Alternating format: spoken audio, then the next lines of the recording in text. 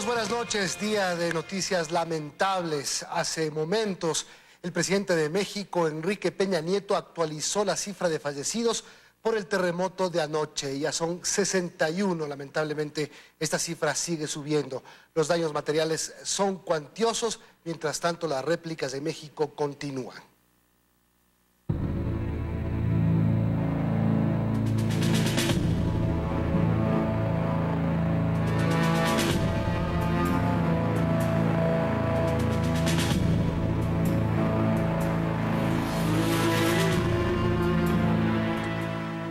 Sí, el sismo de anoche alcanzó 8,2 grados en la escala abierta de Richter. Muchos daños se produjeron por este potente terremoto que sorprendió a México cuando justamente espera el impacto del huracán Katia.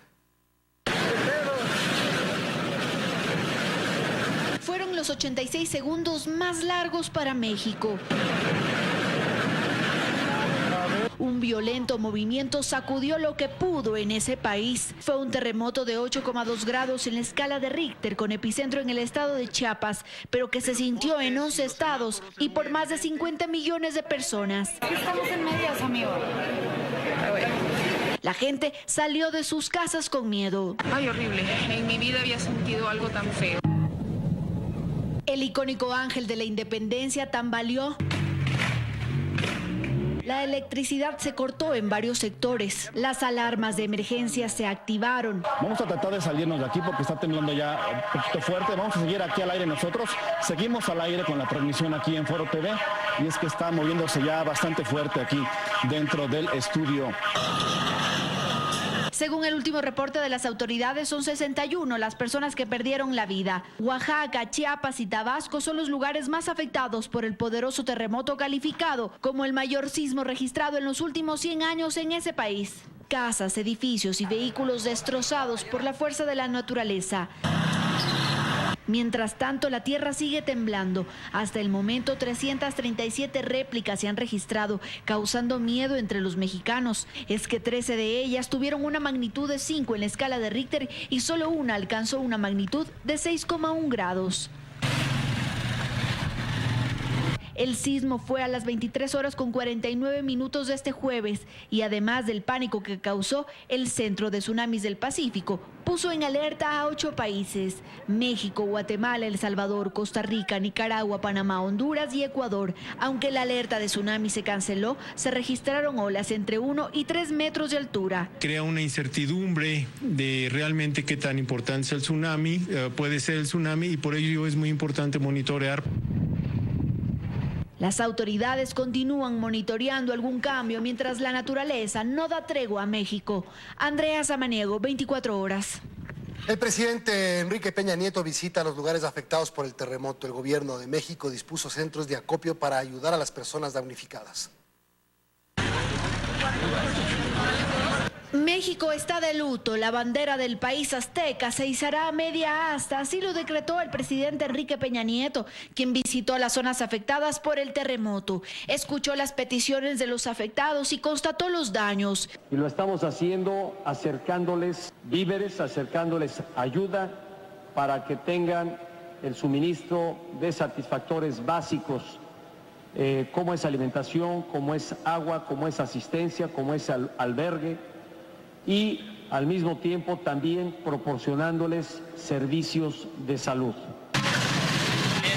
Mientras tanto, todas las dependencias del gobierno mexicano, como la policía, bomberos, militares, realizan acciones de atención a la población. Las labores de rescate y ayuda empezaron temprano en los lugares más afectados por el terremoto. Además, el gobierno mexicano abrió centros de acopio para recibir donaciones para los afectados. Los apoyos se recibirán hasta el 14 de septiembre. El país azteca pasa por su peor momento, pues además de esta tragedia, un huracán de categoría 2 amenaza al estado de Veracruz, Hidalgo y Puebla. Andrea Samaniego, 24 horas.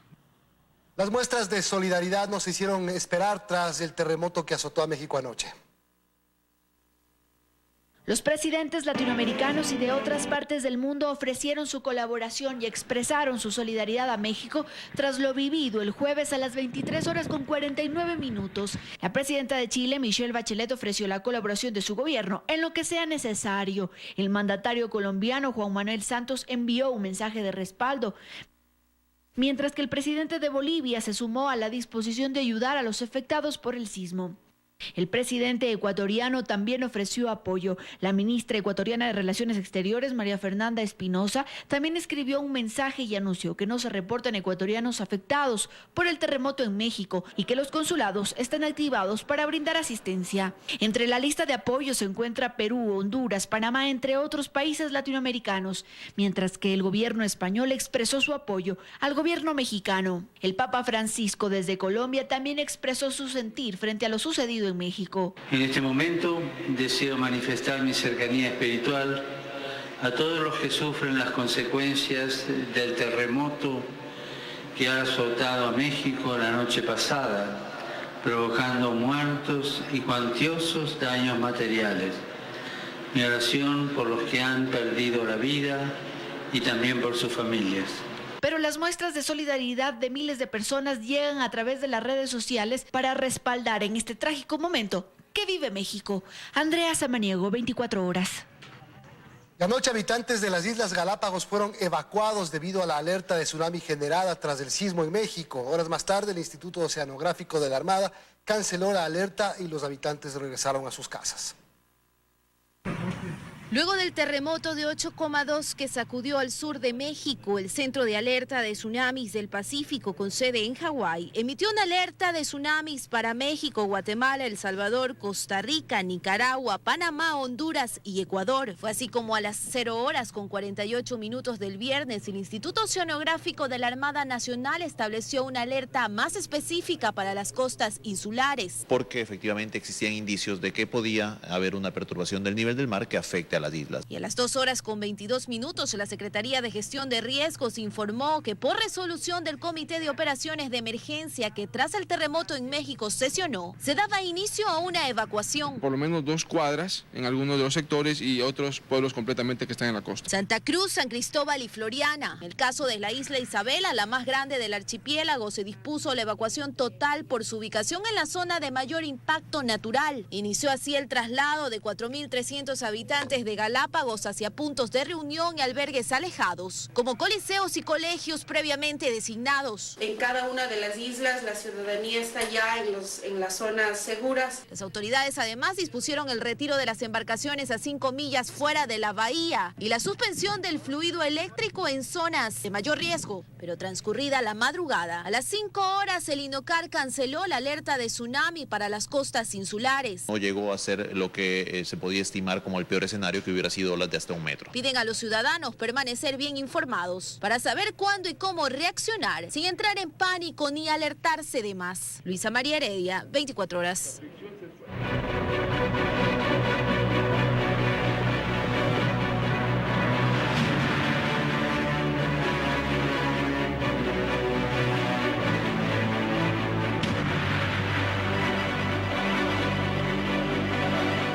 El huracán Irma llegará este fin de semana a la Florida, aunque bajó a categoría 4. Los expertos creen que se podría fortalecer nuevamente cuando toque tierra en los Estados Unidos. Miles de personas evacuaron y sus efectos en el Caribe son devastadores. Hay 24 muertos. Irma no da tregua y continúa golpeando con violencia el Caribe. A pesar de que este viernes el Centro Nacional de Huracanes informó que bajó a categoría 4, los expertos prevén un fortalecimiento del huracán. Este viernes azotó República Dominicana, Haití y las Bahamas. Dejó devastación a su paso, zonas inundadas, miles de personas sin energía eléctrica y viviendas destrozadas. El padre de mi hijo intentó salvarlo, pero no pudo encontrarlo. Para un huracán de esta intensidad, que entre, porque sería devastador. Las islas británicas, Turcas y Caicos también sufrieron los estragos de este huracán, que es considerado como el más poderoso del que se tiene registro en el Atlántico. Al momento se desplaza con vientos de 250 kilómetros por hora y causa olas de hasta 6 metros. Su fuerza es muy elevada, por lo que aún es extremadamente peligroso.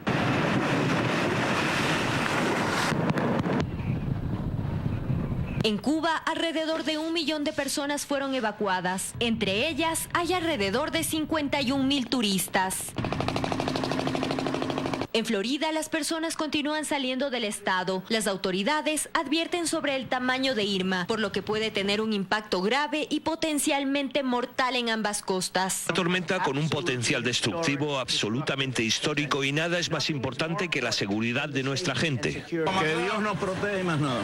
Nunca nos ha pasado lo que ahora va a pasar. El Centro Nacional de Huracanes emitió también esta tarde una advertencia de marejadas ciclónicas, es decir, aumentos del nivel del mar que afectarán toda la costa del sur de Florida, donde se espera que Irma llegue este sábado. Hasta el momento se reportan 24 muertos. Soy padre y abuelo. Amo a mi familia y no puedo imaginar la vida sin ellos. No pongan en riesgo su vida ni la de su familia. De acuerdo a cálculos de la agencia Enki Research, que toman en cuenta el valor de las propiedades en riesgo de ser destruidas, Irma podría ser el huracán más costoso de la historia, causando pérdidas por 120.000 millones de dólares en Estados Unidos y en las islas del Caribe. Stephanie Paz, 24 horas. Vamos en este momento al sur de Miami, que espera tenso la llegada de Irma. Gesell Tobías, de nuestro canal aliado Voz de América, nos informa. Gesell, buenas noches. Hola, ¿qué tal? Muy buenas noches. Nosotros seguimos en la ciudad de Miami, específicamente en el sur de Miami, en el estado de la Florida, en Estados Unidos, a la espera de la llegada del huracán Irma, que cada vez se aproxima más y más. Las autoridades están confirmando de que Irma podría hacer su arribo desde mañana con tormentas tropicales, pero que el impacto específicamente ocurrirá hasta el domingo por la mañana y posiblemente sea hasta las 2 de la tarde del domingo cuando finalmente Irma esté con el ojo del huracán entrando al territorio de los Estados Unidos. Se esperan no solo fuertes tormentas, sino que muchísima agua, hasta 10 pies de agua en algunos sectores del sur de la Florida, por lo que las autoridades continúan haciendo un llamado para aquellas personas que todavía continúan acá en sus hogares a que por favor abandonen lo más pronto posible.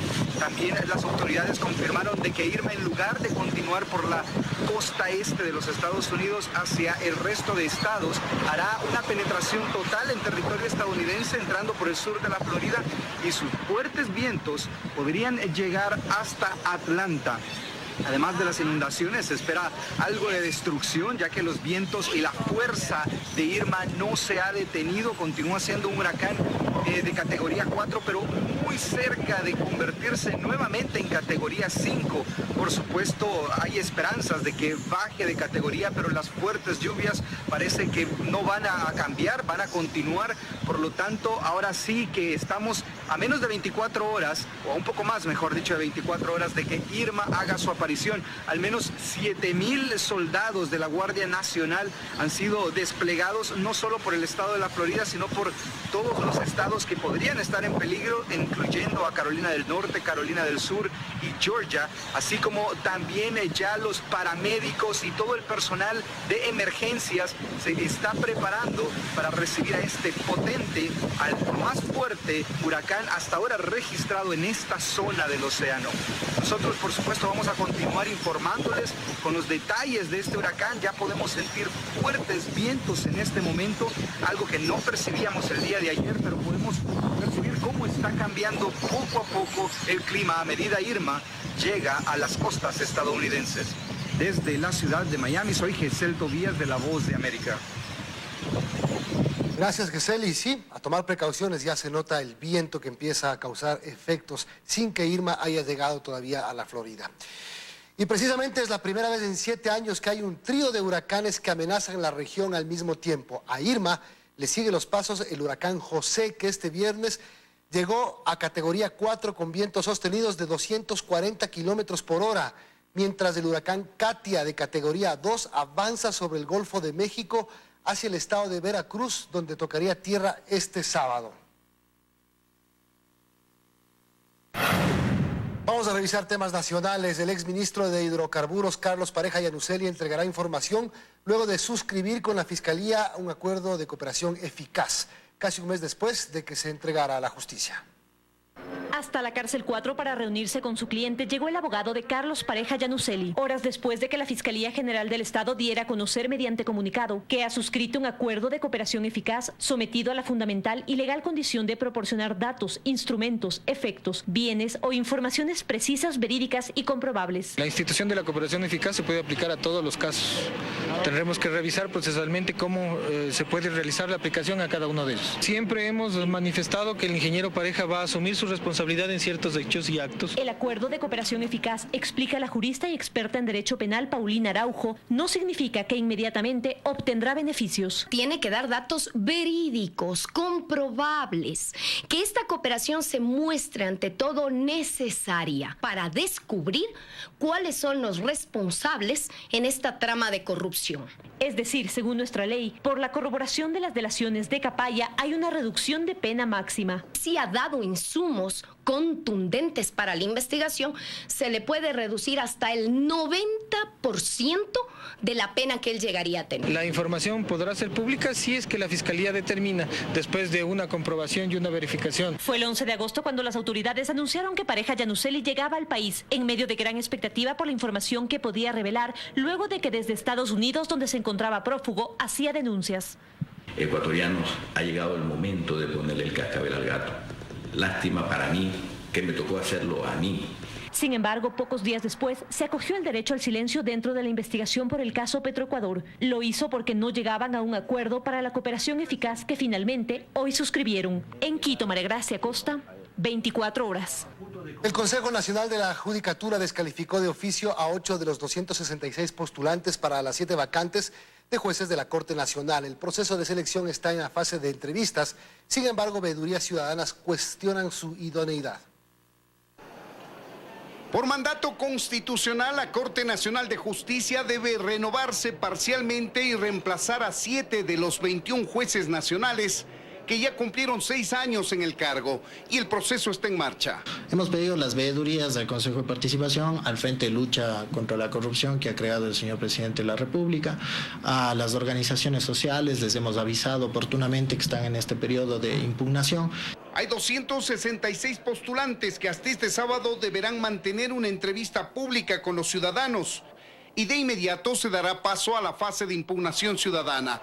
Pero de oficio, el Consejo de la Judicatura ya descalificó a 8 postulantes. Los ex jueces de la Corte Nacional de Justicia por tener una prohibición expresa de la ley respecto de su legalidad de volver a ser reelectos como jueces de Corte Nacional de Justicia, y hemos identificado a otros 6 postulantes que han sido destituidos de la función pública. Y asegura que todo el proceso será público. Sin embargo, organizaciones de la sociedad civil cuestionan el proceso por la vinculación de postulantes al movimiento político del gobierno. 1 de cada 4 aspirantes al cargo en la Corte Nacional de Justicia ha pasado por otra función del Estado. Ha sido asesor del Poder Ejecutivo, ha sido asesor del Poder Legislativo, lo cual, por supuesto, no desacredita a la persona, pero llama la atención precisamente por sus relaciones con el poder. Y a partir de ello dice que el proceso está cuestionado por las denuncias de interferencia en la justicia que se han vertido en contra del presidente del Consejo de la Judicatura, Gustavo Yal. El hecho de que un presidente ordene qué casos se deben ganar y qué casos no se pueden perder llama terriblemente la atención, y que la respuesta de la autoridad sea reconocer que había una comunicación permanente por correo electrónico y que pues si los jueces hacían caso, ya que se puede hacer, deja simplemente mucha duda y mucha sombra en un proceso de este tipo. Lo político en lo político, las instituciones continúan. Entonces no podemos nosotros decir que las instituciones no cumplan con su obligación. Hay una obligación constitucional y legal que se está ajustando tanto en la norma como en los tiempos y debe ser cumplido. El Ecuador no puede volver a quedarse sin Corte Nacional de Justicia. En todo caso, el proceso está en marcha y tiene como meta seleccionar a los 7 nuevos jueces de la Corte Nacional de Justicia hasta el 15 de enero del próximo año. Pues el 23 del mismo mes deberá producirse la renovación parcial de la Corte. En Quito, Freddy Paredes, 24 horas. La Comisión Nacional Anticorrupción solicitó a la Contraloría General del Estado la documentación de los casos de corrupción que se investigan en el país. Además, planteó la necesidad de analizar la deuda externa, pues según ellos ascendería a $57.000 millones.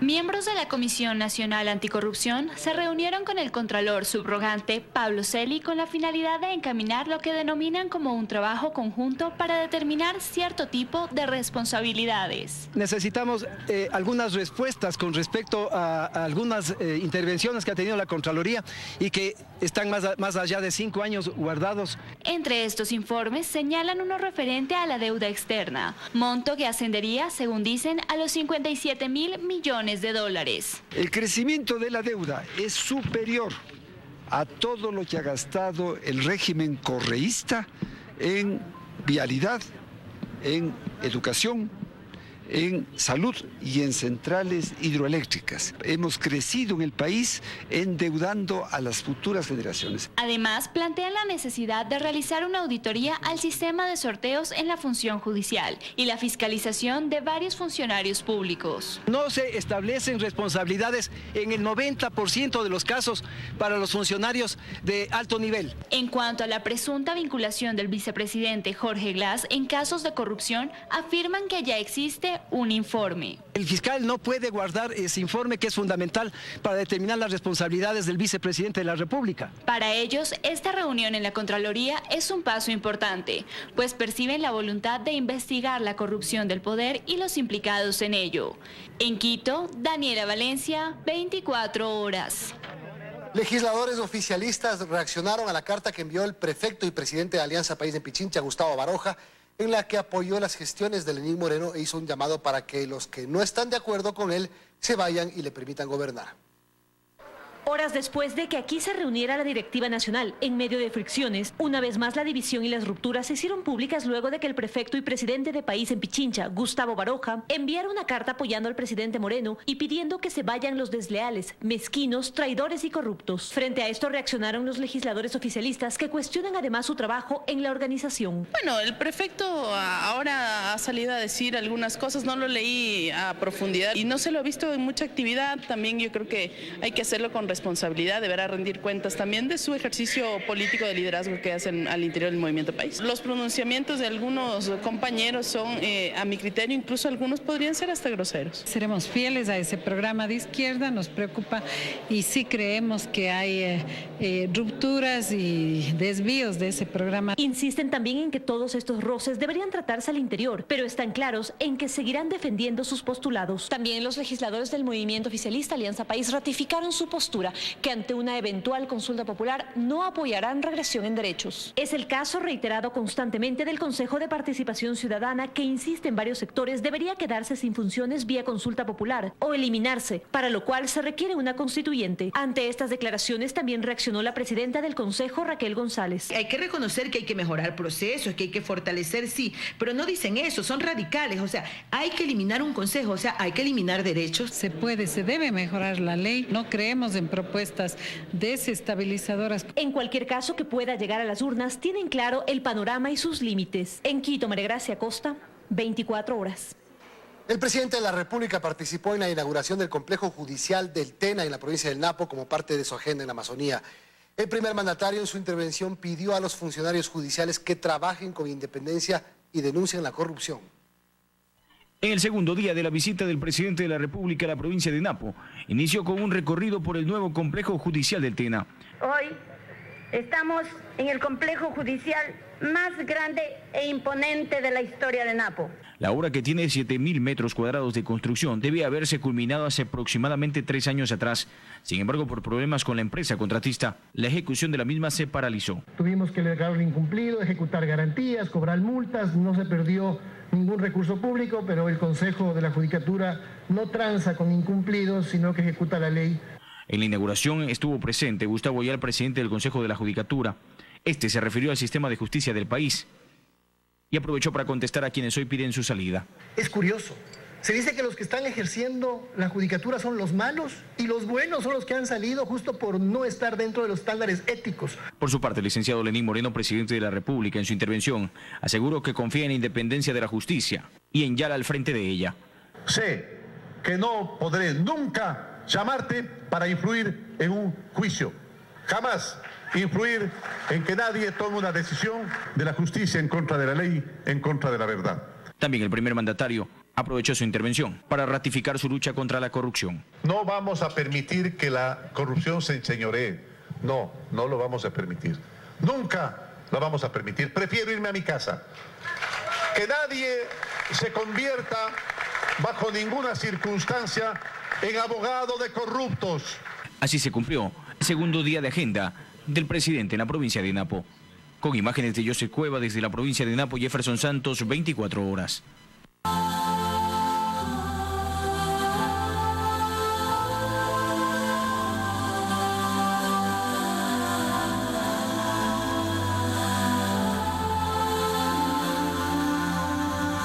El Papa Francisco se reunió con víctimas del conflicto armado durante su tercer día de visita en Colombia. Ofició una misa en Villavicencio, a la que asistieron alrededor de 400.000 personas. Vamos por el informe a esta hora a Bogotá con Brian Cruz de La Voz de América. Brian, buenas noches.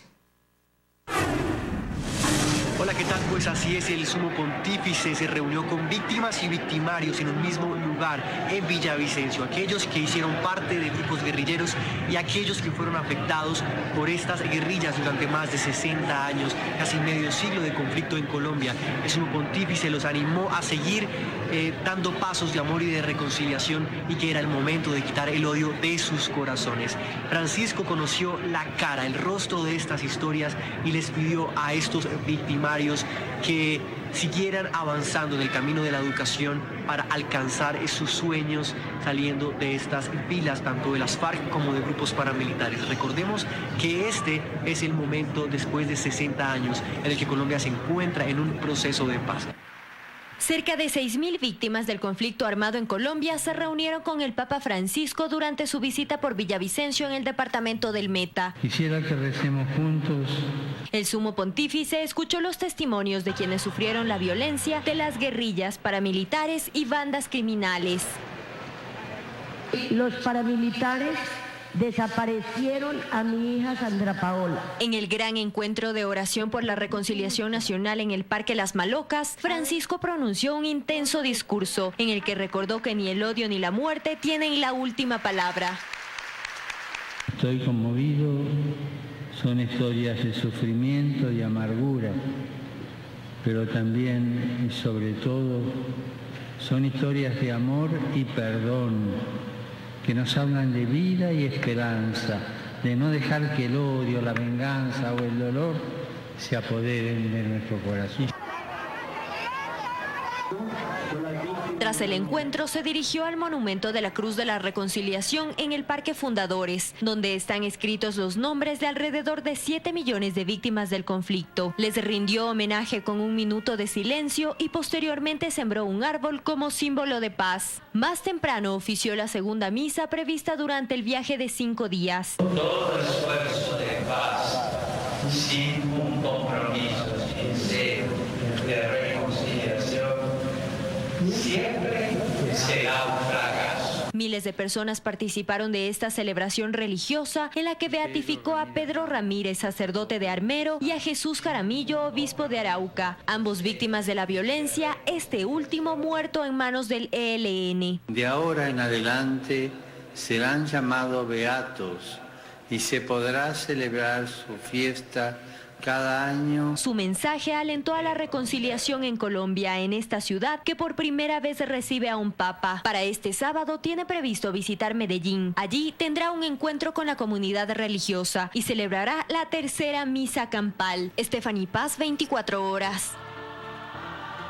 Francisco se espera que mañana llegue a Medellín y termine su visita en Colombia, en la ciudad de Cartagena, luego de haber beatificado incluso a 2 sacerdotes que también perdieron la vida como consecuencia del conflicto armado en este país. Yo soy Brian Steve Cruz de La Voz de América y seguiré reportando lo sucedido de esta visita del sumo pontífice, el primer papa latinoamericano en este país. Sigan ustedes en estudio. Gracias, Brian. Brian Cruz desde Bogotá. Temas nacionales. El Ministerio de Hidrocarburos ha realizado más de 100 objeciones al poliducto Pascuales Cuenca construido por Odebrecht. Se ha llamado a la constructora brasileña a corregirlo, de lo contrario se terminará unilateralmente el contrato y se cobrarán las garantías.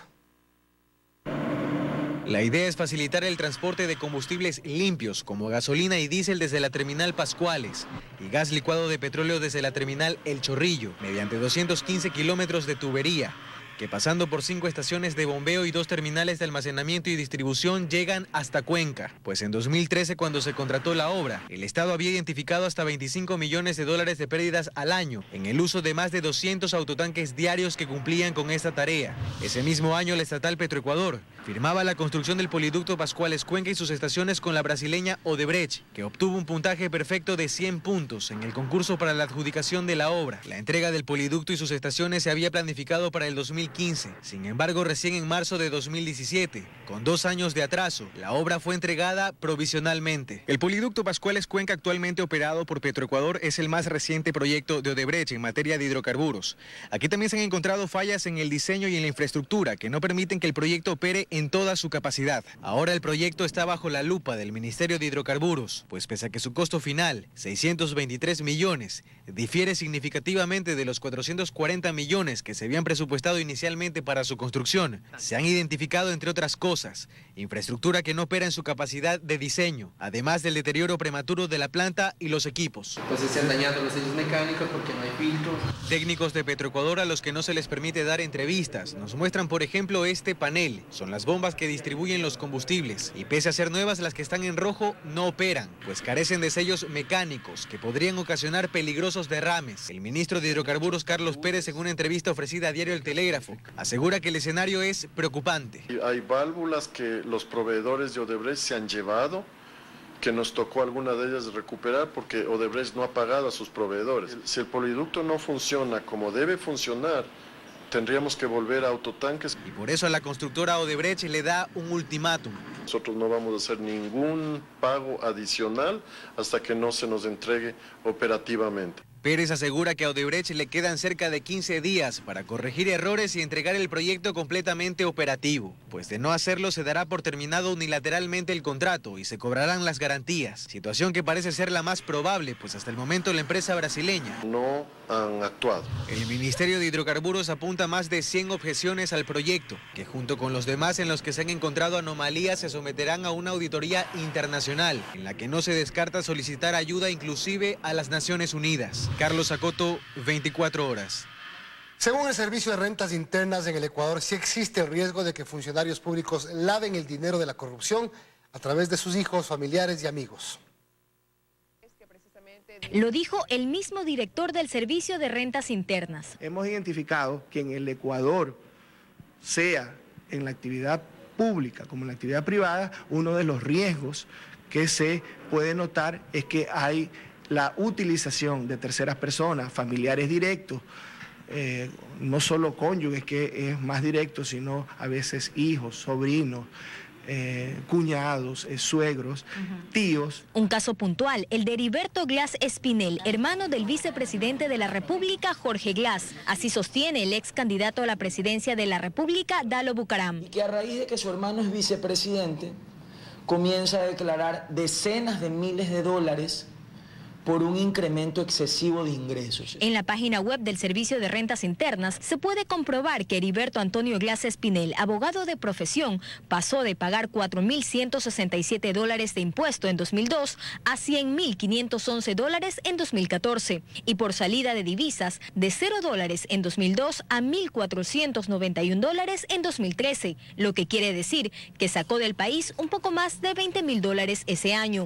Bucaram da otros nombres: Glass USA Corp y Jorge Martín. Compañía que Heriberto Glass tenía conjuntamente con el señor Jorge Martins, que es el testaferro del hermano del señor Glass en los Estados Unidos. El ex candidato muestra títulos de propiedad de inmuebles en la Florida valorados en centenas de miles de dólares, 8 autos de lujo a nombre de la empresa Cedor S.A. e importantes transferencias de dinero de esta a Estados Unidos. El gerente de Cedor, según el portal de la Superintendencia de Compañías, es José Luis Suárez Arellano y su antecesor fue Jorge Martín Arellano. Todos los depósitos que la compañía Cedor, que existe en los Estados Unidos y en el Ecuador, hacen envíos de dineros por cientos de miles de dólares a nombre de Jorge Martins, cuando es una compañía que en el Ecuador declara 0 de ingresos.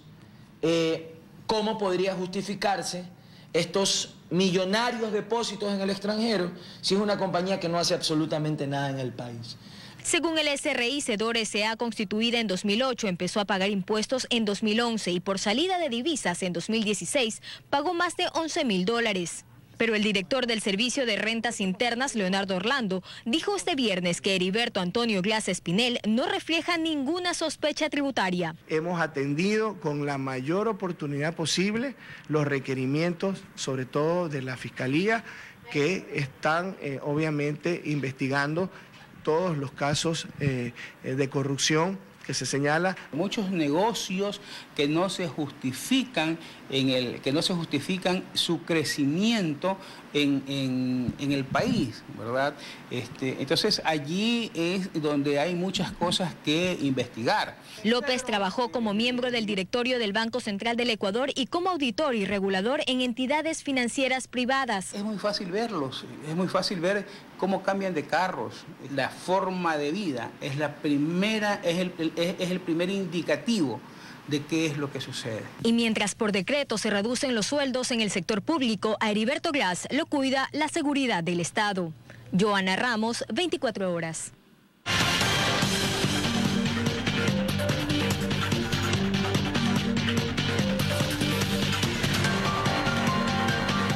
Hoy en nuestro segmento redes, gracias a la investigación de Global News, hemos medido información generada en los últimos 7 días sobre la consulta popular que la define el presidente Lenín Moreno. Las menciones totales fueron 6.100 con un alcance potencial de 116,9 millones. El engagement, es decir, el involucramiento de los usuarios, fue de 47.500 interacciones. Las menciones por red social fueron 100% en Twitter. Las menciones por género, hombres, el 68,4%, 3.351 menciones, y las mujeres, 1.550 menciones, el 31,6%. Las menciones por tono, neutras, el 22,2%, 1.417. Las menciones negativas fueron del 14,1%, 863 menciones. Las positivas, 62,7 menciones y con 3.822 menciones.